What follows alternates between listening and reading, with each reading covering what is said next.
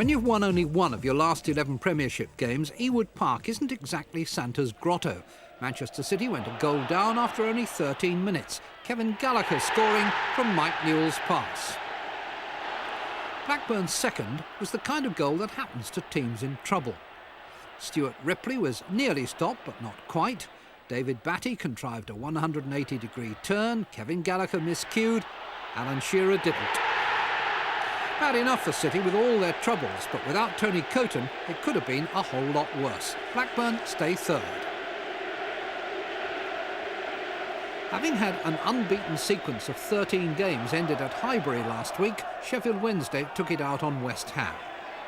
Chris Waddle's cross, Andy Pearce's header, Mike Marsh own goal. If that was lucky, there was no devaluing Wednesday's second-half performance, starring that celebrated purveyor of passes, Chris Waddle. From this one, Mark Bright was the beneficiary.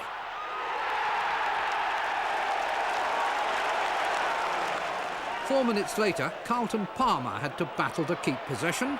Nigel Jemson contributed a clever touch, and Waddle decided to find out if it really was his day.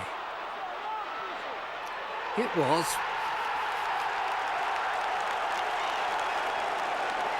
Poor David Burrows was completely bewildered by it all. Whether Chris would go inside or outside, he couldn't decide. He ended up playing an inadvertent 1-2 with Waddle. Nigel Jemson scored the fourth. West Ham had conceded only 5 goals in their last 5 games, but here there was a fifth in 90 minutes. Reward for the tireless legs of Carlton Palmer. Total satisfaction for the manager. I think it was an exceptional team performance, from start to finish. I mean, normally when we play, we always let the opposition have 1 or 2 chances, but today we defended well, we broke well from midfield, and up front both strikers scored. But it was Chris Waddle who took the honours because he scored one. It was a terrific drive from 30 yards. He was involved in 3 or 4 others, so it was a marvellous day for him. Who hadn't won away all season. Early in the second half, Warren Barton bounced a free kick off the wall to set Wimbledon winging to victory again.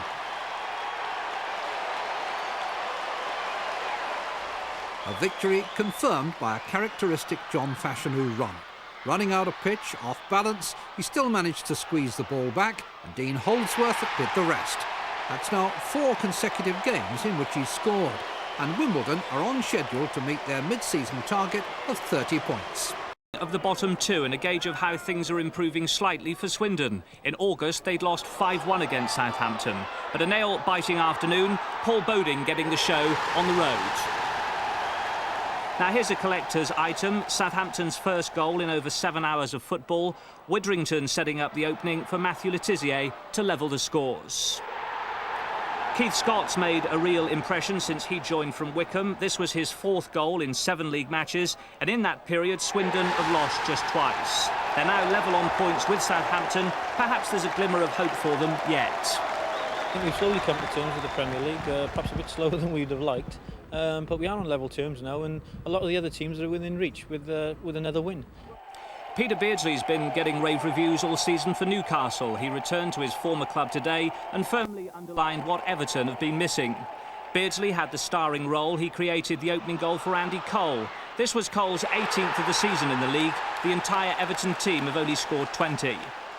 For a brief moment, Newcastle goalkeeper Mike Hooper looked as though he might grab a few back-page headlines, but opposite number Neville Southall denied him his big moment. But back to Beardsley, the Everton caretaker manager Jimmy Gabriel said afterwards that he'd pay just to watch Beardsley train. This one was for free. Beardsley's decision to go alone was the right one. Newcastle are 4th, Everton still without a manager. But Everton have been linked again tonight with Joe Royle, who saw his Oldham side draw at Coventry. Roy Wegerle, who earned Coventry a draw when the sides met earlier in the season, scored again today from a tight angle. Excellent opportunities followed for Coventry, but their failure to take them proved costly. Holden's corner seemed to hypnotise the Coventry defence, and Paul Bernard was left with a simple job.